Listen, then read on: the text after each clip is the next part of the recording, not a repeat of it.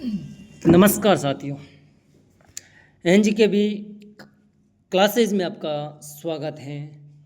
सभी को happy new year साथियों।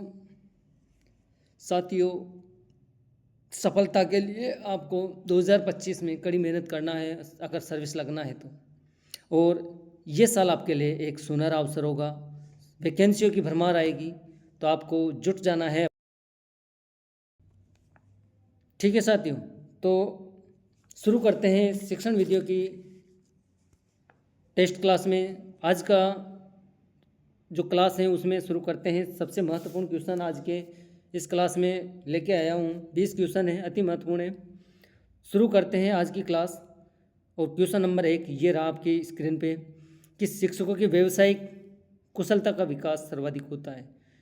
शिक्षकों की व्यावसायिक कुशलता का सर्वाधिक विकास होता है पैनल चर्चा में, कार्यशाला द्वारा, दल शिक्षण द्वारा या विचार समिति द्वारा।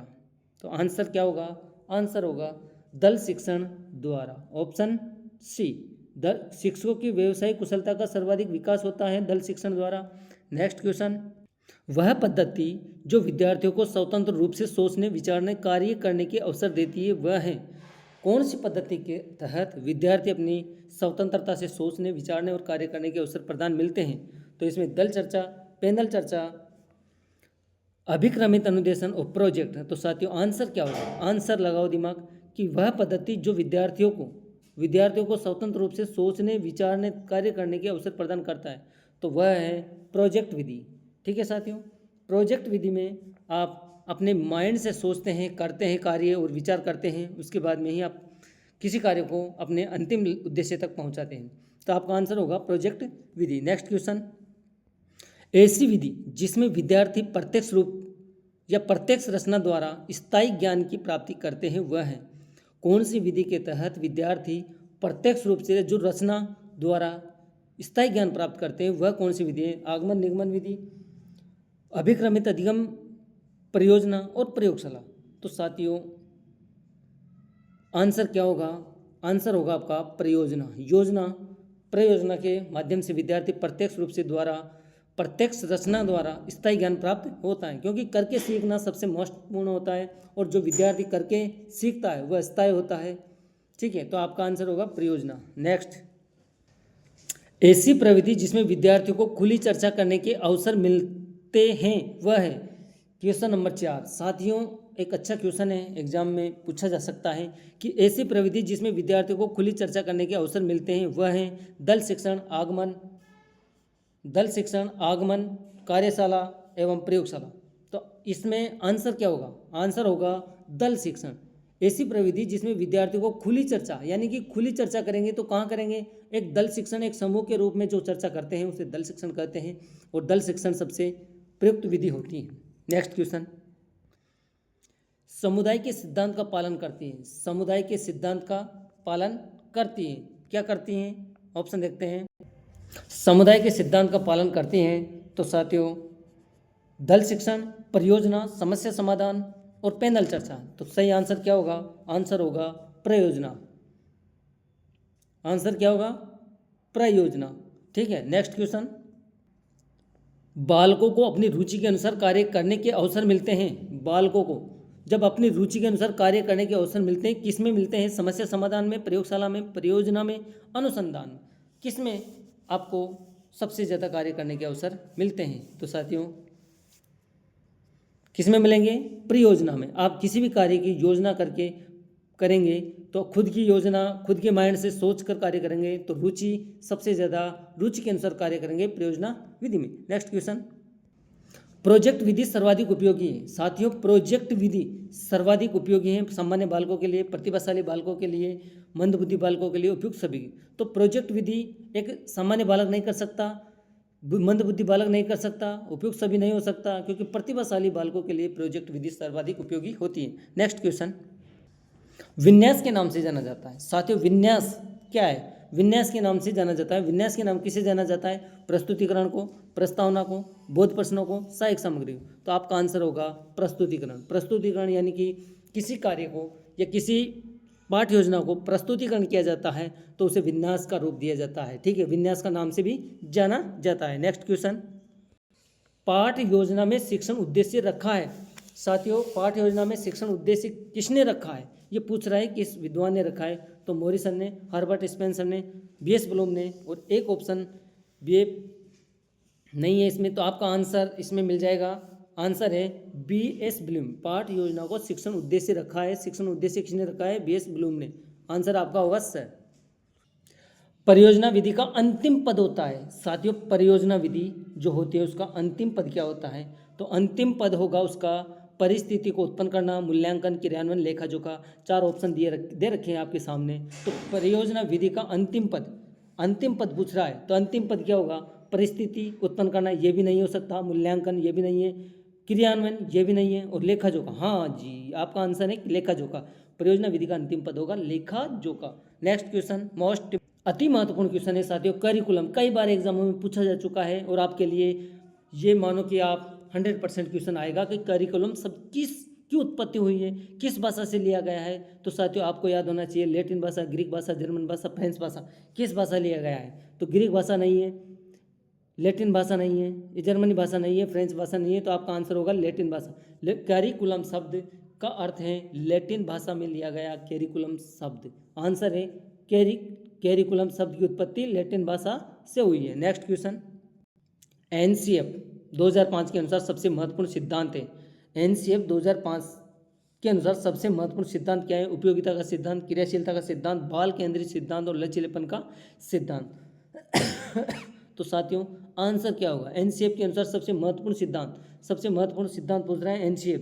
तो एनसीएफ के अंतर्गत बाल केंद्रित सिद्धांत सबसे महत्वपूर्ण है, क्योंकि बालकों को एक अध्यापक के पर केंद्रित न होकर बाल केंद्रित शिक्षा पर सबसे ज़्यादा बल दिया गया है। तो आपका आंसर होगा बाल केंद्रित सिद्धांत। नेक्स्ट क्वेश्चन, पैनल चर्चा को प्रारंभ करने का श्रेय जाता है। पैनल चर्चा होती है उसको प्रारंभ करने का श्रेय सबसे पहले किसको जाता है, पैनल चर्चा किसने शुरू की थी या प्रारंभ करने का श्रेय, तो ऑप्शन है हेनरी ए आवर स्ट्रीट को, हर्बर्ट स्पेंसर को, बीएस ब्लूम को, और रिचर्ड सचमैन को। तो साथियों, आपका आंसर होगा हैरी ए आवर स्ट्रीट को। पैनल चर्चा सबसे पहले प्रारंभ किसने किया था, हैरी ए आवर स्ट्रीट ने। ठीक है, नेक्स्ट क्वेश्चन है, पैनल चर्चा का सर्वप्रथम प्रयोग किसने किया, कब किया। तो किसने किया, तो ये तो आपको बता दिया कि पैनल चर्चा का प्रारंभ करने का श्रेय हेनरी ए आवर स्ट्रीट को जाता है।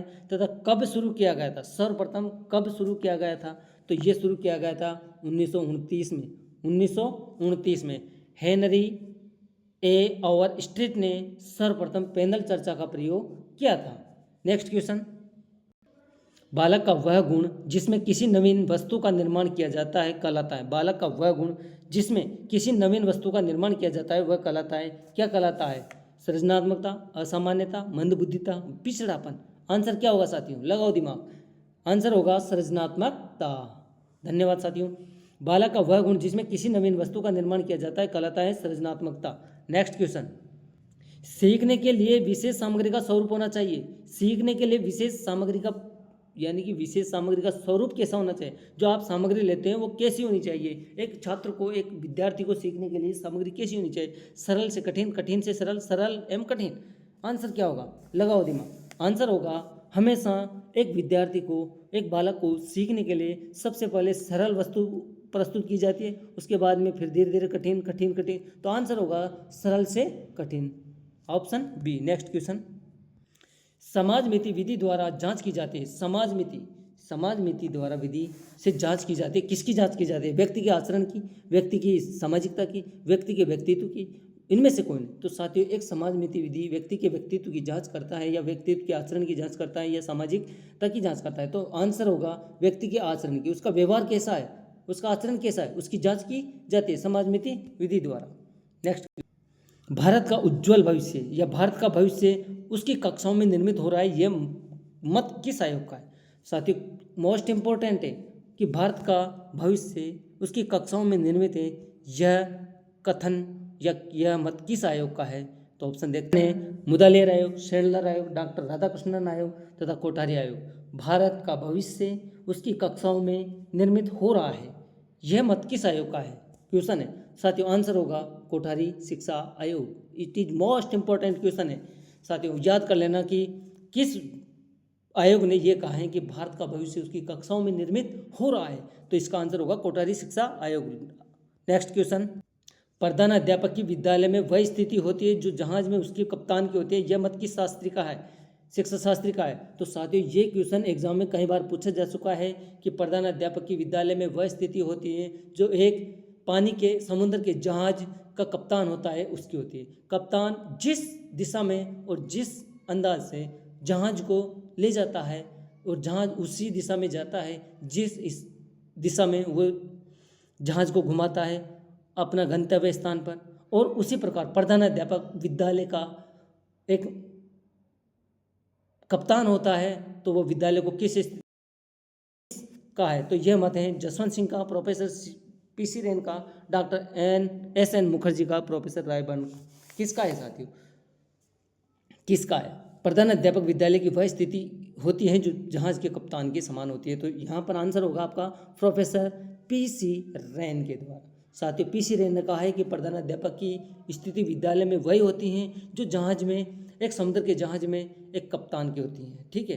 नेक्स्ट क्वेश्चन, आज का अंतिम सवाल, आप अपने विद्यालय के उत्तर परीक्षा परिणाम के लिए कौन सी युक्ति अपनाएंगे? आप अपने विद्यालय में उत्तर परीक्षा परिणाम के लिए कौन सी युक्ति अपनाएंगे? लगन व मेहनत से शिक्षण करेंगे, सब कुछ भाग्य पर छोड़ देंगे, विद्यालय की तस्वीर निखारने के लिए अन्य लघु युक्तियाँ अपनाएंगे, मूकदर्शी रहकर अपना कार्य करते हैं। सोचो साथियों, विद्यालय में उत्तर परीक्षा परिणाम के लिए कौन सी युक्ति अपनाएंगे? तो कौन सी युक्ति? लगन और मेहनत से शिक्षण करेंगे। आंसर आपका ए, लगन और शिक्षण मेहनत। ठीक है, लगन और मेहनत से शिक्षण करेंगे। तो साथियों आई होप क्लास अच्छी लगी होगी। अगर अच्छी लगी है तो लाइक करना, कमेंट्स करना, सब्सक्राइब करना, बेल आइकन को अवश्य दबाना, जिससे कि हर नोटिफिकेशन आपके पास तुरंत पहुंच जाए। आपको अधिक से अधिक अच्छे से अच्छे एग्जाम के लिए सटीक क्वेश्चन मिलेंगे और आपकी सफलता का एक मूल मंत्र हो जाएगा कि एनजीके क्लास यूट्यूब में हमें। साथियों धन्यवाद।